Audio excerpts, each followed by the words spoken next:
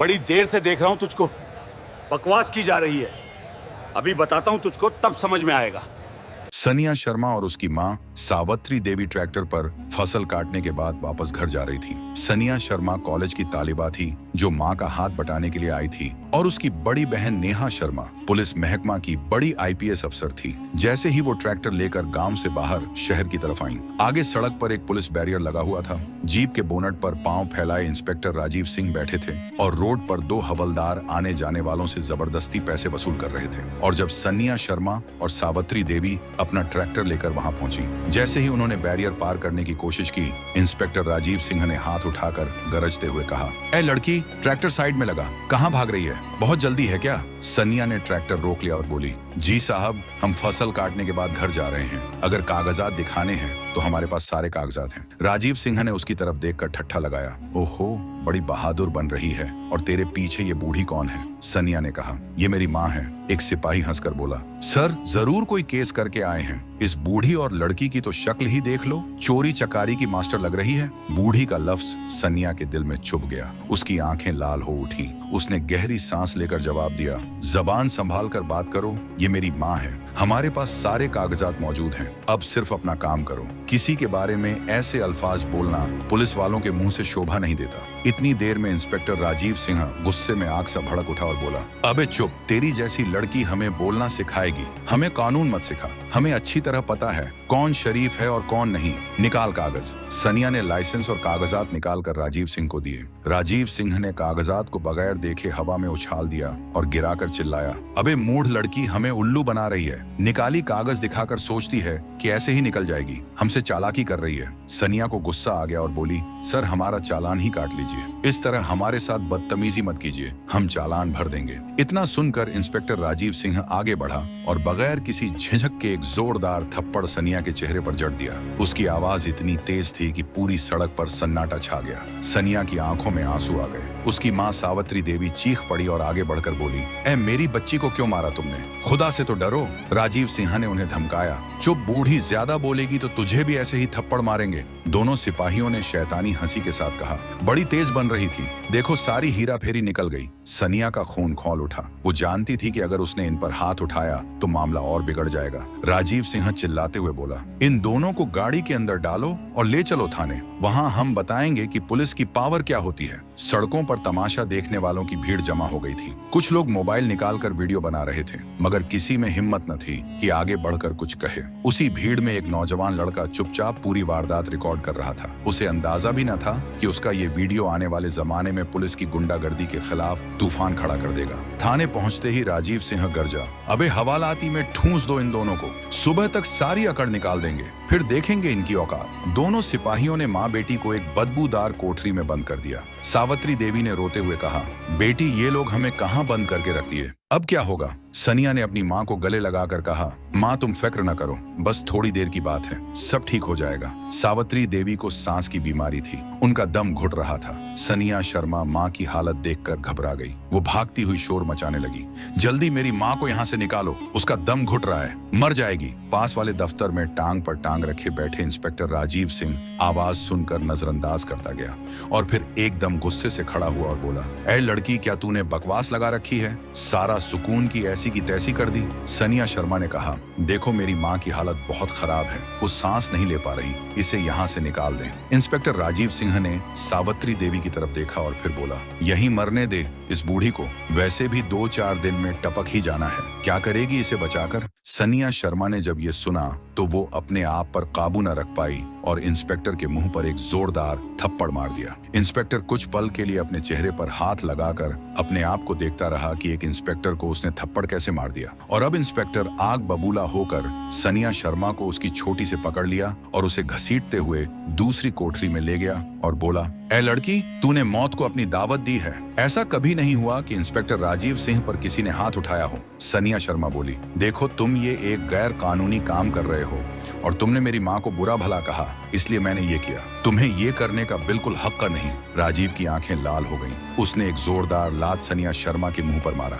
"ए बड़ी आई, तू मुझे कानून सिखाएगी?" वहां अंधेरी कोठरी से सावित्री देवी लगातार आवाजें लगा रही थी, "छोड़ दो मेरी बेटी को, छोड़ दो सनिया।" सनिया शर्मा के कानों में जब ये आवाज पहुंची तो वो उठकर इंस्पेक्टर के पांव में गिर गई। देखो, तुम मेरे साथ जो मर्जी कर लो, मैं कुछ नहीं कहूंगी, बस मेरी माँ को छोड़ दो। इसे अस्पताल ले जाओ, इसकी तबीयत खराब है, इसका दम घुट जाएगा, मर जाएगी। मगर इंस्पेक्टर राजीव सिंह ने हंसते हुए कहा, मर जाएगी, मरने दे साली को, धरती से कुछ तो बोझ कम होगा। माँ के बारे में ये अल्फाज सुनकर सनिया शर्मा के वजूद में बिजली दौड़ गई। तभी उसके जहन में अपनी बहन आईपीएस नेहा शर्मा का ख्याल आया। सनिया एकदम से खड़ी हुई और इंस्पेक्टर से कहने लगी, देखो, मेरे साथ जो करना है कर लो, मगर मेरी माँ को जल्दी अस्पताल ले जाओ। अगर इसे कुछ हो गया तो तुम और तुम्हारे ये पूरे थाने के पुलिस वाले जिंदगी भर इसकी सजा भुगतेंगे। सबके सब की वर्दी उतरी जाएंगी। इंस्पेक्टर राजीव सिंह ने जब ये सुना तो वो ठहाके मार के हंसने लगा और घमंड के साथ बोला, तो 2 टके की छोकरी हमारी वर्दियां उतरवाएगी।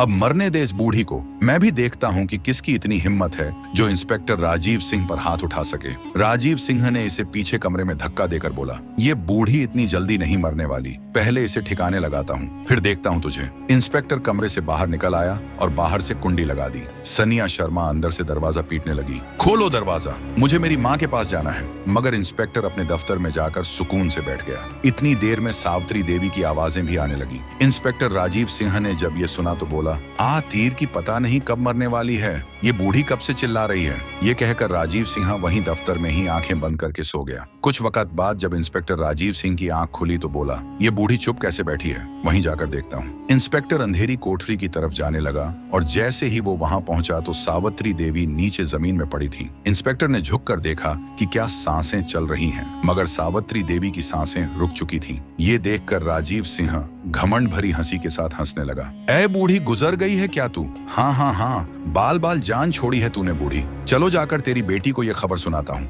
देखता हूँ कि वो कैसे हमारी वर्दियां उतरवाएगी। बहुत मजा आएगा इसे तड़पता देखकर। ये कहकर इंस्पेक्टर राजीव सिंह हंसते हुए और घमंड के साथ वहां से निकला और सनिया शर्मा को जिस कमरे में बंद किया था, दरवाजे की कुंडी खोलकर अंदर आया। अंदर आते ही राजीव सिंह जोर जोर से हंसने लगा। सनिया शर्मा ने जैसे ही इंस्पेक्टर की तरफ देखा, सनिया शर्मा भागती हुई राजीव सिंह के पास आई। मेरी माँ की तबीयत कैसी है, मुझे उनसे मिलवा दो, मैं हाथ जोड़ती हूँ। इंस्पेक्टर ने धुतकारते हुए कहा, तुझे इस बूढ़ी से मिलने के लिए अब अगले जन्म का इंतजार करना होगा। हाँ, सनिया ने ये सुना तो उसके वजूद से जैसे जान निकल गई। कहाँ है मेरी माँ, क्या हुआ इसे, ठीक तो है ना? इंस्पेक्टर राजीव सिंह हंसते हुए बोला, मर गई साली, बूढ़ी कोठरी में पड़ी पड़ी। ये सुनकर सनिया शर्मा के पांव तले जमीन निकल गई। सनिया शर्मा जोर जोर से आवाजें लगाती हुई माँ माँ अंधेरी कोठरी की तरफ जाने लगी। वहां पहुंचकर उसने देखा कि सावित्री देवी नीचे जमीन पर पड़ी हैं। माँ को इस तरह नीचे पड़ा देखकर सनिया का दिल फटने लगा। वो एकदम से सावित्री देवी के पास बैठकर बोली, माँ, आंखें खोलो माँ, क्या हुआ तुझे माँ? देखो मैं सनिया हूँ, मैं आ गई हूँ, कुछ तो बोलो माँ। मगर वो कहाँ कुछ बोलने वाली थी, वो तो दुनिया छोड़कर जा चुकी थी। इतनी देर में इंस्पेक्टर राजीव सिंह वहां आकर बोला, ऐ छोकरी, बूढ़ी गुजर चुकी है, क्या ड्रामाबाजी लगा रखी है तूने? तभी इंस्पेक्टर ने कांस्टेबल को आवाज लगाई। 2 कांस्टेबल भागते हुए आए। इस बूढ़ी को यहाँ से उठाकर ले जाओ और ठिकाने लगाओ, और कोई कुछ पूछे तो कहना एक्सीडेंट में मारी गई। सिपाहियों ने जल्दी से सावित्री देवी को उठाकर ले जाने लगे। सनिया शोर मचाने लगी, छोड़ो मेरी माँ को, कहाँ ले जा रहे हो? मगर उन्होंने एक न सुनी और इसे अपने साथ ले गए। जब सनिया शर्मा पीछे आने लगी तो इंस्पेक्टर ने एकदम सनिया का हाथ पकड़ लिया। तू कहाँ जाने लगी है? जाने मन, तूने तो हमारी वर्दियां उतरवानी थी। सनिया शर्मा जो माँ के गम में थी, उसने जोश में इंस्पेक्टर को गले से पकड़ लिया। तू मेरी माँ का कातिल है, अब तुम्हारे शामिल इस पूरे थाने का एक एक बंदा इसकी सजा भुगतेगा, कोई नहीं बचेगा, कोई भी। राजीव सिंह ने कहा, अबे जा रे छुई मुई, किससे जाकर शिकायत करेगी तू? डीएम से या फिर एसडीएम से? क्या कहेगी जाकर कि मेरी माँ को मार डाला? इंस्पेक्टर राजीव सिंह ने, हाँ, वो सब मेरे भाई हैं, कोई हाथ नहीं लगा सकता मुझ पर। सनिया शर्मा ने कहा, मैं जाकर जिससे कहूंगी उसके बाद तुम सब उल्टे लटक जाओगे और तुम्हें तुम्हारी नानी याद आ जाएगी। राजीव सिंह ने हंसते हुए कहा, ओफ, मैं तो डर गया। इंस्पेक्टर राजीव सिंह डर गया। मैं तुझे जाने देता अगर तू मेरे टक्कर की होती, मगर तू तो बस एक खूबसूरत जवान लड़की है, क्यों ना तुझे मैं ही रख लूं। दूसरी तरफ नेहा शर्मा कई घंटों से माँ सावित्री देवी और बहन सनिया से राब्ता न होने पर परेशान थी। उसने अपने सेक्रेटरी फैजान को घर भेजा, मगर दरवाजे पर ताला था। नेहा फौरन अपनी कमांडो टीम के साथ शहर पहुंची।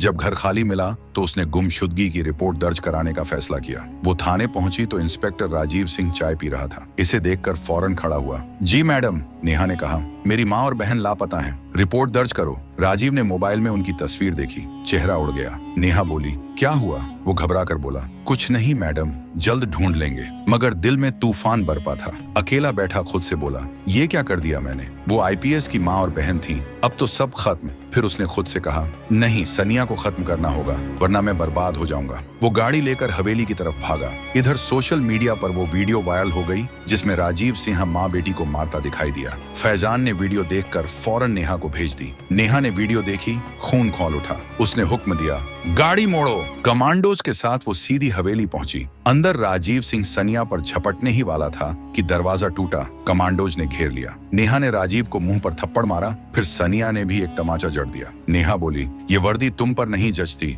जालिम। तमाम सिपाही गिरफ्तार हुए। सावित्री देवी की आखिरी रस्मात इज्जत के साथ अदा हुई। सनिया ने माँ की तस्वीर के सामने हाथ जोड़कर कहा, माँ, तेरा बदला पूरा हुआ, अब चैन से सोना। ये कहानी हमें सिखाती है कि कभी भी नाइंसाफी, ताकत का घमंड और सत्ता का नाजायज इस्तेमाल ज्यादा देर तक नहीं टिकता। झूठ और जुल्म चाहे जितना ताकतवर क्यों ना लगे,